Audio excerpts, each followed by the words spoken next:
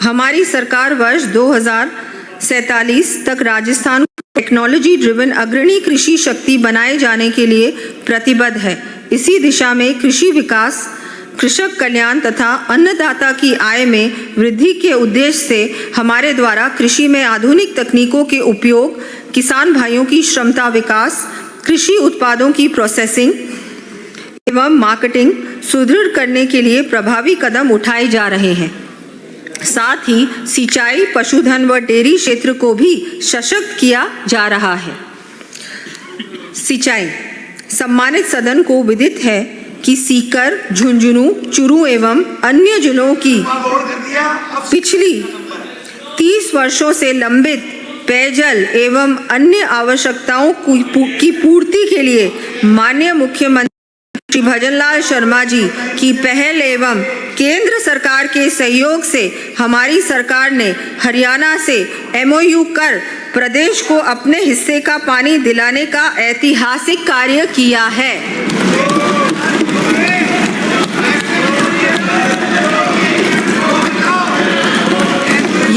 यमुना जल को हथनी कुंड बैराज से शेखावटी क्षेत्र तक लाए जाने के लिए 32,000 करोड़ रुपए की लागत की इस परियोजना के अंतर्गत कार्य शीघ्र ही प्रारंभ किया जाएगा।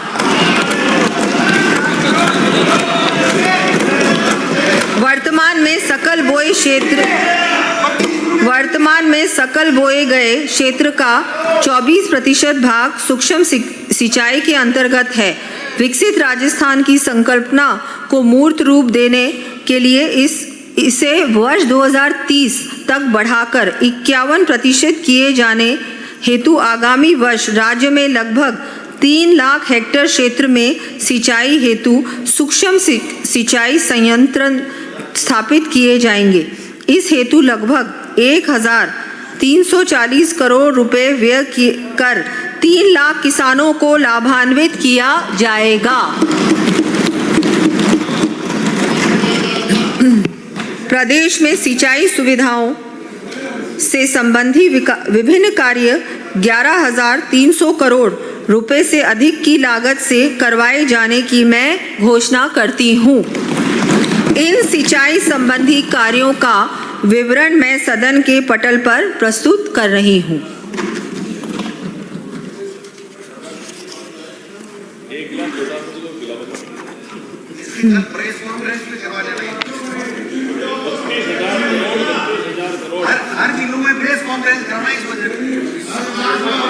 अब देखिए तो सही कितने सारे पन्ने हैं, अभी भी चल रहे हैं। 32,000 करोड़ का निश्चित हो 32,000 करोड़ आपके शिखर में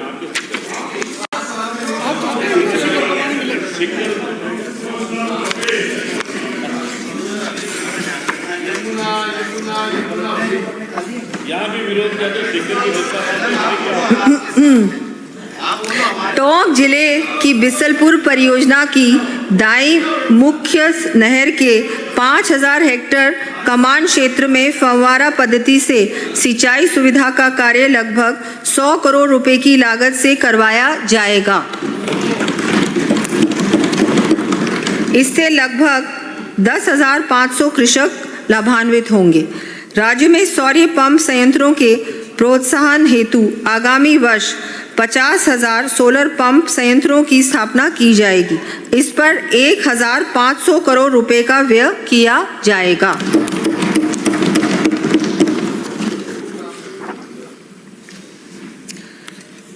कृषक कल्याण एवं कृषि विकास।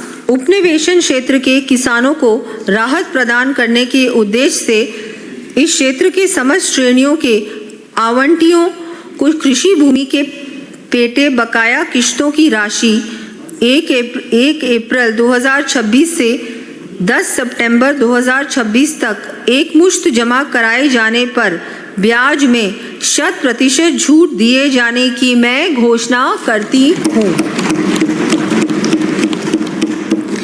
कृषि उत्पादन में वृद्धि के लिए किसान साथियों को विभिन्न कृषि यंत्रों यथा power tiller, disc plough, cultivator, harrow, reaper आदि हेतु 160 करोड़ रुपए का अनुदान दिया जाना प्रस्तावित है।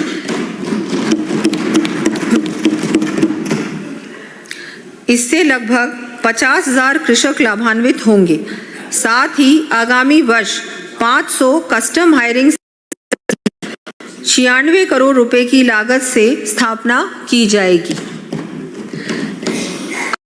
अधिकांश क्षेत्रों में अनियमित एवं अनिश्चित वर्षा के कारण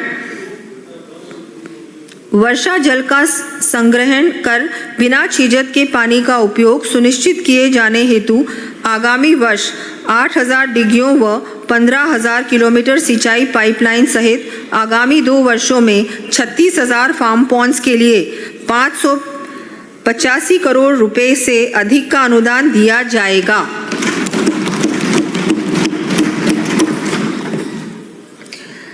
इससे 80,000 से अधिक किसान लाभान्वित होंगे। 80,000 से अधिक किसान लाभान्वित होंगे। नीलगाय, जंगली जानवरों व निराश्रित पशुओं से फसलों को होने वाले नुकसान से बचाने के लिए आगामी वर्ष 50,000 किसानों को 20,000 किलोमीटर तारबंदी हेतु 228 करोड़ रुपए का अनुदान दिया जाएगा। साथ ही सामुदायिक तारबंदी में कृषकों की न्यूनतम संख्या 10 से घटाकर 7 किया जाना भी प्रस्तावित है।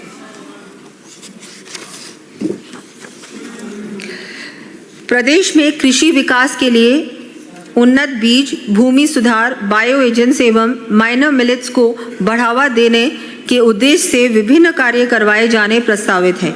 इन कार्यों का विवरण मैं सदन के पटल पर प्रस्तुत कर रही हूँ।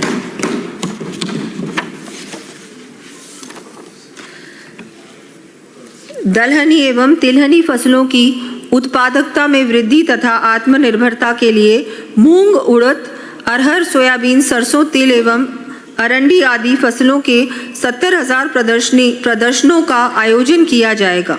साथ ही 2,50,000 से अधिक किसानों को दलहनी एवं तिलहनी फसलों के अनुदानित प्रमाणित बीजों का वितरण कर लाभान्वित किया जाएगा। इन पर 135 करोड़ रुपए का व्यय किया जाना प्रस्तावित है। प्रत्येक ग्राम पंचायत में वर्मी कंपोस्ट इकाई स्थापित करने के संकल्प को पूरा करने की दृष्टि से सर्वप्रथम 5,000 से अधिक आबादी वाली 3,496 ग्राम पंचायतों में चरणबद्ध रूप से वर्मी कंपोस्ट इकाइयां स्थापित किया जाना प्रस्तावित है। आगामी वर्ष प्रथम चरण में 2,098 ग्राम पंचायतों में इस हेतु लगभग 270 करोड़ रुपए से अधिक का व्यय किया जाएगा। आधुनिकतम तकनीकों तथा डिजिटल प्लेटफॉर्म के आधार पर ईज ऑफ डूइंग फार्मिंग एवं क्षमता विकास के लिए विभिन्न कदम उठाए जाएंगे। इनका विवरण मैं सदन के पटल पर रख रही हूँ।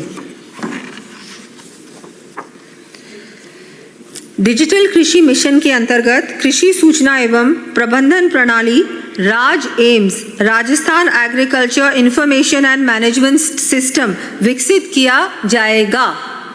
इसके अंतर्गत कृषि में AI, ML, GIS, remote sensing एवं सैटेलाइट इमेजरी आदि तकनीकों द्वारा किसानों को जलवायु जोखिम से बचाव, मौसम आधारित बुवाई, फसल स्वास्थ्य की निगरानी संबंधी सुविधाएं उपलब्ध कराई जाएंगी। इस हेतु 77 करोड़ रुपए व्यय किए जाएंगे। उन्नत तकनीक के green house, poly house, shade net, low tunnel, plastic mulch उपलब्ध करवाने के लिए आगामी वर्ष 4,000 कृषकों को 200 करोड़ रुपए का अनुदान दिया जाएगा। प्रदेश में उद्यानिकी विकास के लिए औषधीय पौधों व मसाला फसलों तथा फूल व सब्जी आदि की खेती संवर्धन हेतु विभिन्न कार्य करवाए जाएंगे। इनकी सूची मैं सदन के पटल पर रख रही हूँ।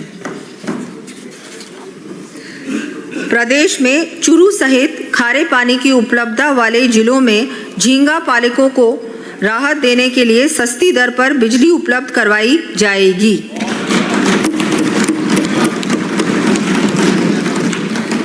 कृषि अनुसंधान, कृषि प्रसार, शिक्षा, शिक्षण, प्रशिक्षण कार्यों को और अधिक गति दिए जाने के लिए कृषि विश्वविद्यालयों में रिक्त पद चरणबद्ध रूप से भरे जाने प्रस्तावित हैं। आगामी वर्ष 443 रिक्त पदों पर भर्ती की जाएगी। कृषि विपणन एवं सहकारिता, ब्याज मुक्त अल्पकालीन फसली ऋण वितरण योजना के अंतर्गत मैं आगामी वर्ष 35 लाख से अधिक किसान साथियों को 25,000 करोड़ रुपए के ऋण वितरित किए जाने की घोषणा करती हूँ। इस हेतु 800 करोड़ रुपए ब्याज अनुदान कर व्यय किए जाएंगे।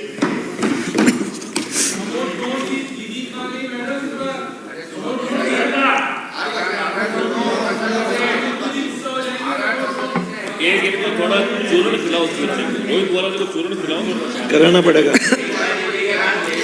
दीर्घकालीन सहकारी कृषि मुझे कुछ सोचना कहना पड़ेगा एवं नॉन फार्मिंग सेक्टर्स हेतु 590 करोड़ रुपए के ऋण पर 5% ब्याज अनुदान दिया जाना प्रस्तावित है। इससे लगभग 26,000 किसान एवं लघु उद्यमी लाभान्वित होंगे। हमारे प्रदेश के विशिष्ट कृषि उत्पाद अपने मूल स्थलों यथा नागौरी, अश्वगंधा, सौजती मेहंदी आदि के रूप में पहचाने जाते हैं। राज्य के और विशिष्ट एग्रो प्रोसेस प्रोडक्ट्स को राष्ट्रीय एवं अंतर्राष्ट्रीय स्तर पर पहचान तथा इनसे जुड़े कृषकों को बेहतर मूल्य दिलवाने की दृष्टि से मैं mission Raj gift geographical indication for transformation of production and livelihoods प्रारंभ किए जाने की घोषणा करती हूँ। प्रदेश में भंडारण क्षमता वृद्धि, कृषि उत्पादों में प्रोसेसिंग एवं मार्केटिंग क्षमता विकास, मंडी विकास तथा आधारभूत संरचना निर्माण संबंधी विभिन्न कार्य करवाए जाएंगे। इन कार्यों का विवरण मैं सदन के पटल पर प्रस्तुत कर रही हूँ।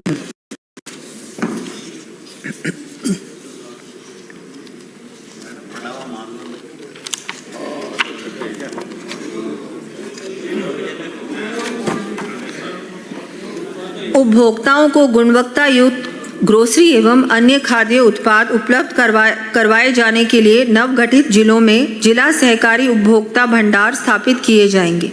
साथ ही समस्त जिलों में नवीन उपहार विक्रय केंद्र शुरू किए जाएंगे।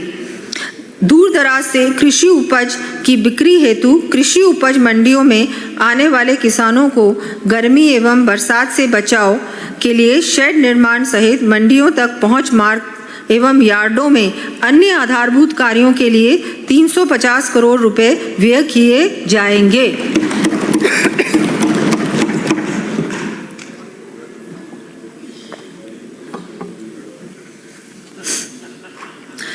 पशुपालन एवं